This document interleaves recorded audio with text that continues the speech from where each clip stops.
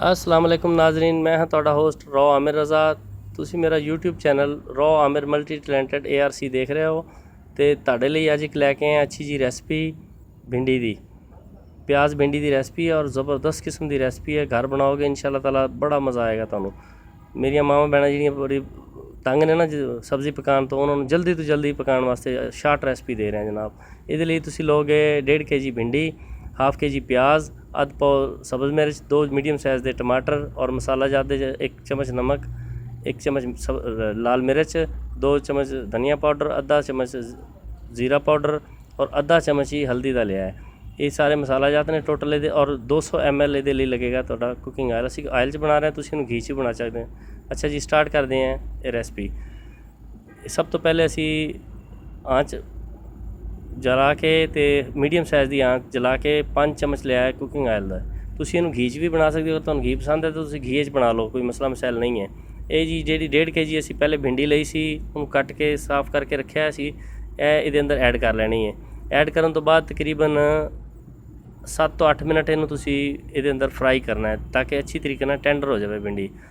जो भिंडी टेंडर हो जाएगी तो तुसी इनू ऑयल तो अलहदा कर लेना है, जिस तरह तुम देख रहे हो वीडियो के कि हुण भिंडी नूं असीं ऑयल तो अलहदा कर रहे हैं।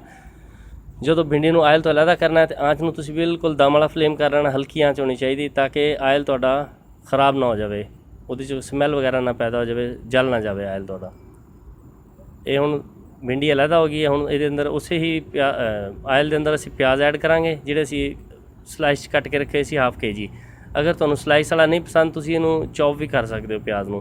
उस ही ऑयल के अंदर ये सारा मसाला बन जाएगा। ये हुण ये अंदर कट्टी हुई जनाब असीं ऐड कर रहे हैं अध पाव सब्ज़ मिर्च ऐड हो गई है।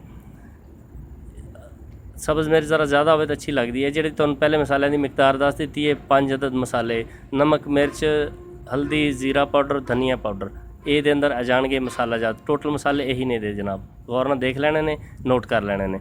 कोई चीज़ स्किप करना चाहो तो कर सकते हो, या नमक मिर्च घट वध करना हो तो कर सकते हो। यह जनाब हुण तुसीं देख रहे हैं टेंडर हो गया प्याज, तकरीबन 8 तो 10 मिनट असीं इहनू तेज़ अग ते पकाया है। उस तो बाद ये अंदर ऐड करनी तुसीं जिहड़ी फ्राई करके रखी सी भिंडी 1.5 kg पहले ऑलरेडी जिहड़ी फ्राई हुई हुई है ये अंदर ऐड की है।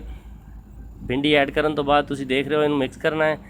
मिक्स अच्छी तरीके नाल करना है कि दोनों चीज़ां आपस में मिक्स हो जान। हुण ये अंदर असीं जिहड़े 2 मीडियम साइज़ के टमाटर क्यूब च बरीक बरीक कट के रखे सी वो ऐड करने, वो भी ऐड करने तो बाद अच्छी तरीके नाल मिक्स करना है। मिक्स करने तो बाद इन्हू तुसीं 15 मिनट दम वाले फ्लेम पर रखना है। आँच तुहाडी तेज़ नहीं होनी चाहिए, दम वाली होनी चाहिए। देखो जी 15 मिनट दम देने तो बाद तुसीं देख सकते हो इसकी लुक माशाल्लाह माशाल्लाह बड़ी प्यारी लुक तैयार हुई है जनाब। बड़ी ज़बरदस्त किस्म की भिंडी बनेगी और खाओगे तो याद करोगे। अगर अच्छी लगे रेसिपी साड़ी तो लाजमी शेयर करनी दोस्तों नाल और सानू कमेंट्स करके दसना है कि तुहानू रेसिपी कैसी लगी है। मज़ीद तुहानू शार्ट टाइम दे विच अच्छियां अच्छियां सब्जी दियां रेसिपियां देवांगे तुहानू जिहड़ियां तुहानू मज़ा आनियां है। तुसीं जिस तरह देख रहे हो असीं हुण इहनू प्लेट सर्व कर रहे हैं। बहुत प्यारी लुक तो बड़ी माशाल्लाह माशाल्लाह सुबहान अल्लाह जी सुबहान अल्लाह। बड़ी ज़बरदस्त सब्ज़ी तुहाडी बन के तैयार हो गई है और शार्ट टाइम के अंदर और बड़ी ज़बरदस्त। मसाला जात तो पाक, बाज़ारी मसालों तो पाक। अच्छी लगे तो शेयर लाजमी कर।